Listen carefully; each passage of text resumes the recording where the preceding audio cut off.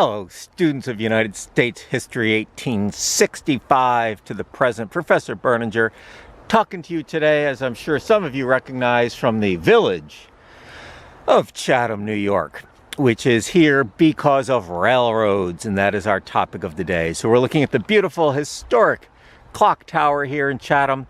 And of course, the Chatham train station is in the foreground here, a beautiful building restored by the Kinderhook Bank. Oh, I don't know, 20 years ago.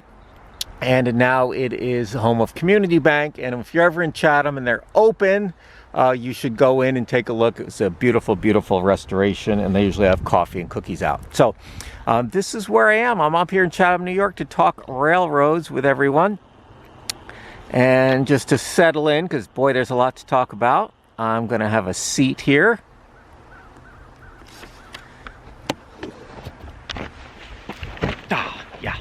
So I came here because our book, which I'm going to go talk about sections in our book about railroads, our book does a nice job of putting railroads in this sort of national story. But there are tens or hundreds of thousands of places all over our country that exist because of railroads, that were affected by railroads, affected because railroads didn't go there, right? There are two towns in Columbia County, Austerlitz and Taconic, I believe, that the railroad never went to, and many places in Greene County. And one of the reasons those places didn't grow, not that all growth is good, is because railroads didn't go there. So where the railroad went and didn't go is really, really important. Just a couple notes here. I am in the old rail yard here in Chatham, and in its day, 1890s say, about 90 to 100 trains a day rolled through here. Think about that. 90 to 100 trains a day came through here. And the yard that you're looking at had all sorts of sidings, little sort of side sections where cars could be stashed. Say a train came in with a car that was supposed to go to Cincinnati, but the train itself was going to Philadelphia. Well, they leave the car here, and a train going to Cincinnati would pick it up. The cars could be loaded and unloaded, etc., etc. The last train to stop here and actually unload something was, well, I don't know this as fact, probably in the 1990s. There was a feed here, a feed place, Blue Seal Feed. But nowadays, no train stops here to do any sort of business. But this would have been a hive of activity. There was a a turntable where trains could turn around, which is, not easy. Trains can't do 3-point turns like you guys learned to do when you drove a car. There had to be a table that the train would go on, and the whole piece of track would turn. There were a big maintenance facility. Scores of mostly men worked here. If you know where I am at all, the Chatham Middle School, where I went to school, is over there. Everything in Chatham radiates out from this point. Everything in the village of Chatham, we're actually in the town of Ghent, village of Chatham, goes out from here. This is the heart of it.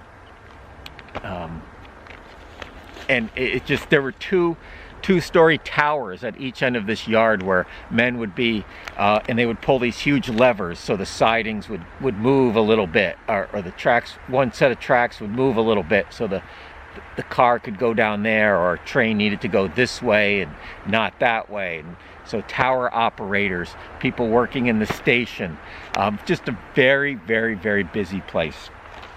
Trains in the United States start in the late 1820s.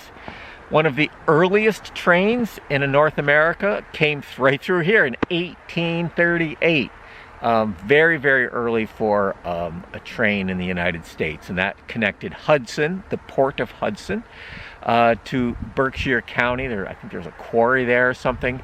And the best way to move things was by this very primitive railroad from Massachusetts to the port in Hudson, and then down the river to New York City. So a lot of railroading history here in Chatham and our whole area. Ghent, the town we're in, had 3 train stations. The one behind me, which is in the town of Ghent, There was one in front of where the Bartlett House is in Ghent, and there was a real small country station down in Pulvers. It's called Pulvers Station on Archbridge Road. So this little town at that time, with maybe 2,400 people, had 3 train stations. Really remarkable. And many people in this area made their livings directly from the railroad. I'll talk a little bit more about that later. And of course, indirectly, that's really the bigger story here, is the effect that railroads have on American industry and the American farmer. There's no comparison, frankly. We maybe later we'll compare it to the internet a little bit, but nothing really. There's nothing that parallels the railroad's impact on United States history, the everyday life of almost every American. So we'll get into that. Okay, so I'm going to drop a nice graph in right here.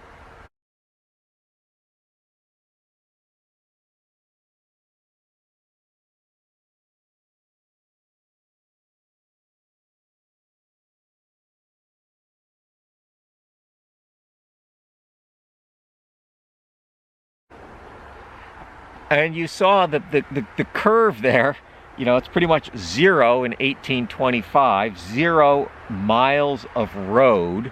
That's 0 miles of railroad. And it goes up very quickly, especially after 1860. So right when our time period starts, goes right up 1920 or so. It peaks at over 250,000 miles of railroad, and then it goes down. The Depression hurts it. World War II helps a little bit, but it pretty much has plateaued right now at about 100,000. So in our time period, we start in 1865, we have maybe less than 50,000, maybe 25,000 miles of railroad, 250,000, and then down to about 100,000 now. So massive expansion. And this really, if we were going to study one thing to sort of understand the United States and the Industrial Revolution, this is it, right? For the railroad's peak, they were powered by coal. The Industrial Revolution, the thing that makes this time period, just a little bit before, a time of the unimaginable change. Remember our talk? Do you remember our talk from the pig slaughtering house? Do you remember that?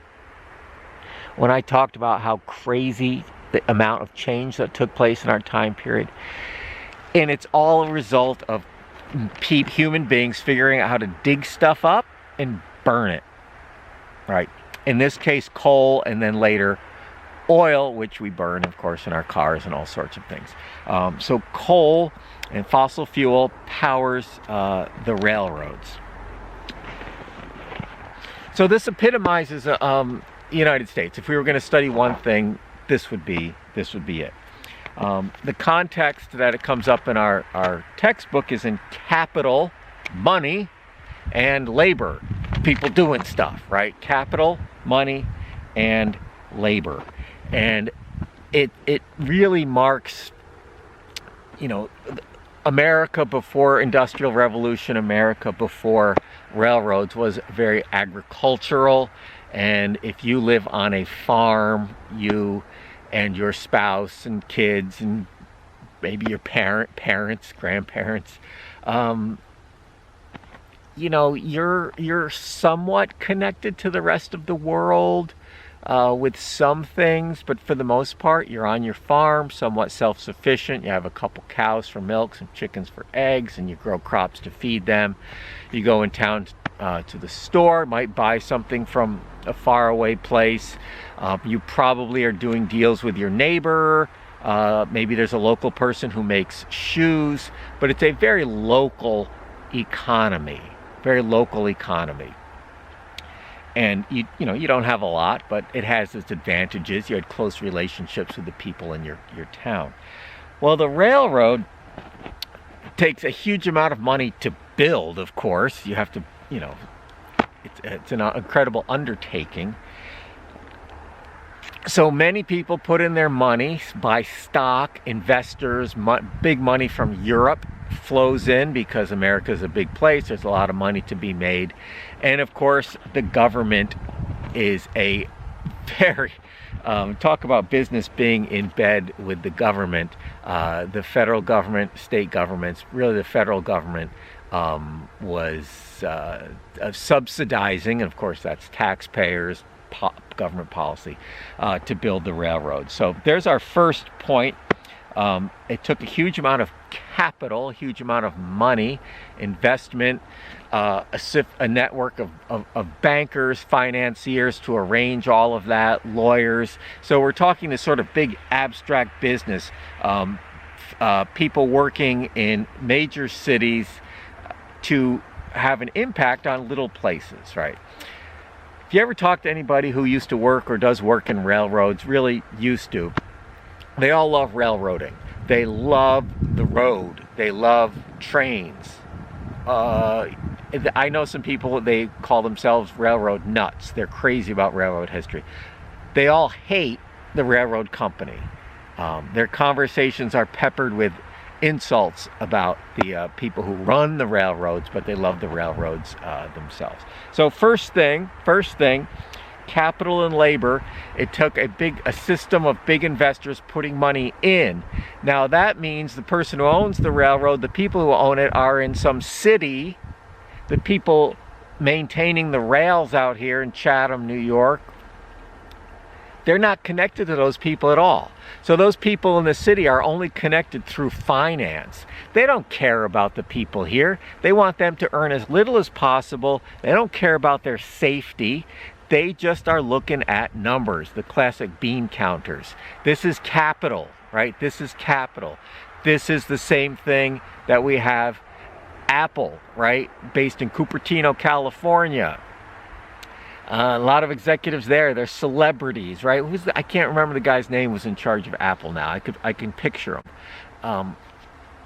Do they care about the people in China at Foxconn making the iPhones that you might be watching this class on? They don't. It's a subcontractor. Those people work 14 hours a day.